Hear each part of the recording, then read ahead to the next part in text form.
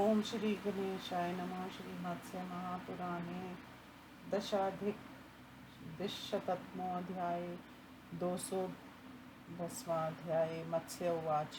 तस्य पाठ्यर्थकाष्ठं यज्ञे शिरसि वेदना स वेदनार्थसंगमय भार्या वचनम् ब्रवीत् आयासेन ममानेन जाता शिरसि वेदना तमक्ष प्रविशामीव न चाजानामि किञ्चन त्वदुत्तसङ्गे शिरा कृत्वा स्वप्तु मिच्छामि साम्प्रतं राजपुत्रीमेव मुक्त्वा तदा सुष्वाप पार्थिव तदुस्सङ्गे शिरा कृत्वा निद्राविल्लोचना पतिव्रता महाभागा तथा सा राजकन्यका तदर्श धर्मराजं तु स्वयं तदेशमागतं नीलोत्पलदलश्यामं पीताम्बरधरं प्रभुं विद्य लतानिर्दाङ्गसतोयोमिव तोयदं करीटेनार्कवर्णेन कुण्डलाभयां विराजितं हारभारापितोरस्कं तथादङ्गविभूषितं तथानुगमयमानं च कालेन स मृत्युना स तु सम्प्राप्य तं देशं देहात् सत्वत्सतादा अङ्गुष्ठमात्रं पुरुषं पाशबद्धं वशं गतम् आकृष्य दक्षिणामाशां प्रययो सत्वरं तदा सावित्र्यपि वरारोहा दृष्ट्वा त्वं गज्जीवितम् गच्छन्तं धर्मराजन् तदन्त्रिता कृताञ्जलिरुवाचाथ हृदयेन प्रवेपता इमं लोकं मातृभक्त्या भक्त्या तु मध्यमं गुरुशुश्रूषया चैव ब्रह्मालोकसमश्नुते सर्वे तस्या दूता धर्मा यस्येते आदृता अनादृतास्तु यस्येते सर्वास्थ स्याफला क्रिया यावत्र से जीवे युस्तावन्नान्य समाचरे तेषां नित्यं शुश्रूषां क्रूयात् प्रियहिते रता तेषां मे मनुपरोधेन पारतन्त्र्यं यदाचरेत् तत् निर्वेदयेत्तेभ्यो मनोवचनं करम्भिर्त्रिव्यशपेयेतेषु कृत्यं हि पुरुषस्य समाप्यते। यमुवाच।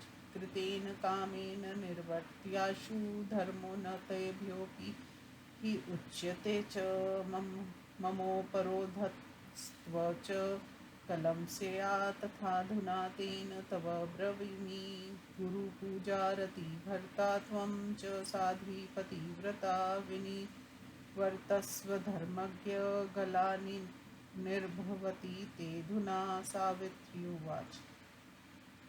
पतिर्भिर्दैवतं स्त्रीणा पतिरेव परायणम् अनुगमय स्त्रिया साध्वा पतिप्राणधनेश्वरा मितं ददाति हि पिता मितं भ्राता मितं सुता अमितस्य प्रदातारं भर्तारं का न पूजयेत् नियते यत्र भर्ता मे स्वयं वा यत्र गच्छति मयापि तत्र गन्तव्य यथाशक्ति सुरोत्तम पतिमादाय गच्छन्तमनुगन्तुमहं यदा त्वां देव न हि शक्ष्यामि तदा तक्ष्यामि जीवितं मनस्विनी तु या काचिदैर्ध्याक्ष दूषिता मुहूर्तमपि जीवेत मण्डना मण्डिता। यमुवाच। पतिव्रते महाभागे परितुष्टोऽसि ते शुभे विना सत्वता प्राणे वरं वर्यमाचिरं।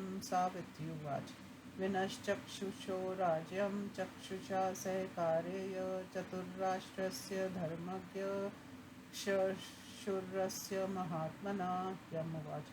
दूरे पथे गच्छ निर्वत भद्रे भविष्यतीदं सकलं योगतं ममोपरोधस्त्व च फलं स्यात् तथाधुना तेन त्वब्रवीमि। इति श्रीमत्स्य महापुराणे सावित्र्योपाख्याने प्रथमवरलाभो नाम दशाधिकद्विशतमोऽध्याय। हिंदी अनुवाद। मत्स्य भगवान ने कहा, राजन, लकड़ी काटते हुए सत्यवान के सिर में पीड़ा उत्पन्न हुई। तब वह पीड़ा से व्याकुल हो पत्नी के पास आकर इस प्रकार कहने लगा, इस परिश्रम से मेरे सिर में बहुत पीड़ा हो रही है। ऐसा प्रतीत हो रहा है कि मैं अंधकार में प्रविष्ट हो रहा हूँ। मुझे कुछ भी सूझ नहीं रहा है। इस समय मैं तुम्हारी गोद में सिर रखकर सोना चाहता हूँ। राजन, राजपुत्री से ऐसा कहकर सत्यवान उस समय उसकी गोद में सो गए। जब सावित्री की गोद में सिर रख के सोते हुए सत्यवान के नेत्र निद्रावश मुंद हो गए, तब उस पतिव्रता महाभागा राजपुत्री सावित्री ने उस स्थान पर आए हुए सामर्थ्यशाली स्वयं धर्मराज को देखा, जो नीले कमल के श्याम वर्ण से सुशोभित और पीताम्बर धारण किए हुए थे। वे चमकती हुई बिजलियों से युक्त जलपूर्ण मेघ जैसे दिख रहे थे तथा सूर्य के समान तेजस्वी मुकुट और 2 कुंडलों से सुशोभित थे।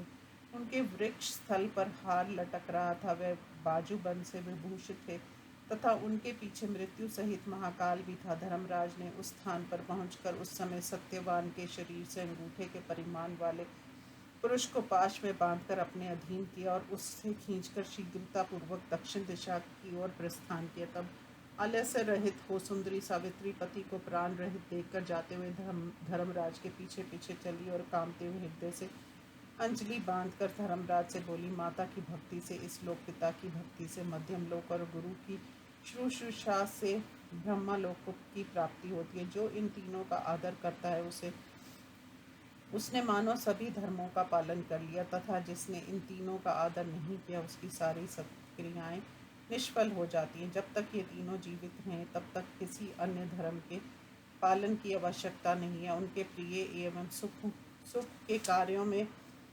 तृप्त रहकर नित्य उनकी शुश्रूषा करनी चाहिए। उनकी आज्ञा से यदि कभी परतंत्रता भी स्वीकार करनी पड़े तो वह सब मन, वचन, कर्म द्वारा उन्हें निवेदित कर देना चाहिए। पुरुष के सारे कर्म माता, पिता और गुरु इन्हीं तीनों में समाप्त हो जाते हैं। यमराज ने कहा, तुम हमसे जिस कामना को पूर्ण कराने के लिए आ रही हो उस कामना को छोड़ दो और शीघ्र लौट जाओ। सचमुच संसार में माता, पिता तथा गुरु की सेवा से बढ़कर कोई अन्य धर्म नहीं है। तुम्हारे इस प्रकार पीछे पीछे आने से मेरे काम में विघ्न पड़ रहा और तुम भी थकावट से चूर हो रही हो। इसलिए मैं इस समय तुमसे ऐसा कह रहा हूँ, धर्मज्ञ, तुम्हारा पति सचमुच गुरुजनों की पूजा में प्रेम करने वाला है और तुम भी पतिव्रता साध्वी हो। इस समय तुम्हें कष्ट हो रहा है और तुम लौट जाओ। सावित्री बोली, स्त्रियों का पति ही देवता है, पति ही उसको शरण देने वाला है। इसलिए साध्वी स्त्रियों को प्राणपति प्रियतम का अनुगमन करना चाहिए। पिता, भाई तथा पुत्र परिमित संपत्ति देने वाले, किंतु पति अपरिमित संपत्ति का दाता है। भला ऐसे पति को कौन स्त्री पूजा नहीं करेगी। सुरोत्तम, आप मेरे पति को जहाँ ले जा रहे हो अथवा स्वयं जा रहे हैं वहीं मुझे भी यथाशक्ति जाना चाहिए। देव, मेरे प्राण पति को ले जाते हुए आप के पीछे चलने में यदि मैं समर्थ ना हो सकूंगी तो प्राणों को त्याग दूंगी। जो कोई मनस्विनी स्त्री वैधव्य धर्म से दूषित होकर मुहूर्त भर जीवित रहती है तो वह सभी आभूषणों से अलंकृत होते हुए भी भाग्यहीन है। यम ने कहा, महाभाग्यशालिनी पतिव्रते, मैं तुम पर प्रसन्न हूँ। अंत शुभ है। सत्यवान के प्राणों को छोड़कर कोई भी वरदान मांग लो, देर मत करो। सावित्री बोली, धर्मज्ञ, जो राज्य से च्युत हो गए हैं तथा जिनकी आंखें नष्ट हो गई हैं, ऐसे मेरे महात्मा शरीर को राज्य और नेत्र से संयुक्त कर दीजिए। यमराज ने कहा, भद्रे, तुम बहुत दूर तक चली आई हो, अंत लौट जाओ।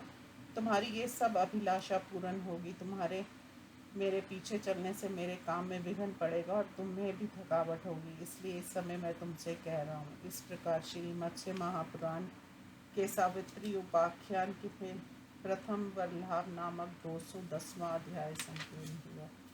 ओम नमः शिवाय।